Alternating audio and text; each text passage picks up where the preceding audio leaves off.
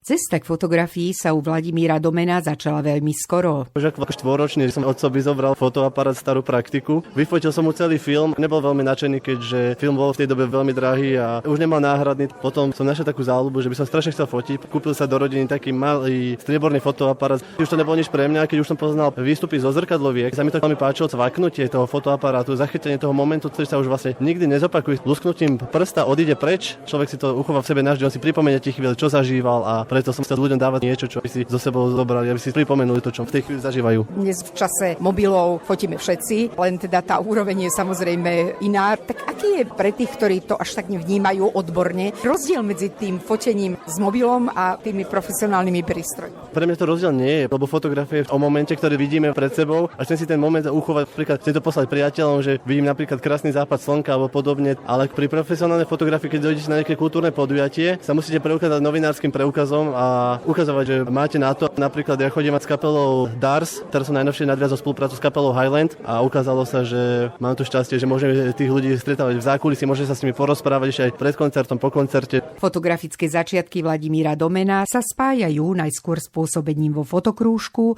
neskôr v klube mijavských fotografov pod názvom Lumen, hovorí Peter Kuric, ktorý ho vedie. Každý fotograf si hľadá nejakú tú svoju cestu a toto platí aj pre Vladka. On sa našiel v tej športovej fotografii, street fotografie, ale hlavne tá divadelná, tá scenická fotografia, krásne fotografie z Drákuly, mňa to veľmi oslovilo. Toto je ozaj vynikajúce. Myslím si, že je na dobrej ceste a že ten svoj rukopis fotograficky si veľmi dobre vytvára a že si tú cestu už v celku dobre našiel a že by mohol pri nej zostať. Vladimíra Domena pozná väčšina ľudí pod menom Pixel. Je to vlastne pseudonym, ktorý mi dali moji kamaráti. Keď začínala digitálna fotografia, tak sa učovala kvalita megapixelov do fotoaparátu. Najskôr sa mi to nepáčilo, že bolo to také chladné, ale potom som si to troška osvojil, keď som tam dal, že PY, lebo normálne sa napíše, že meké I, tak som to začal používať ako pseudonym. Má to také zaujímavé čaro. Skôr ma poznajú pod menom Pixel ako pod mojím oficiálnym menom. Domen však nezostáva len pri klasickej fotografii, ale ponúka aj novinku, ktorá dokáže poskytnúť zaujímavý vizuálny zážitok. Je to 3D stereoskopická fotografia. To je vlastne spôsob 3D fotografie, keď sa na to pozeráte špeciálnymi okuliarmi, vidíte pozadie, ako keby bolo ešte za tou fotografiou pred hlavným objektom. Fotografické umenie Vladimíra Domena ocenili aj návštevníci výstavy.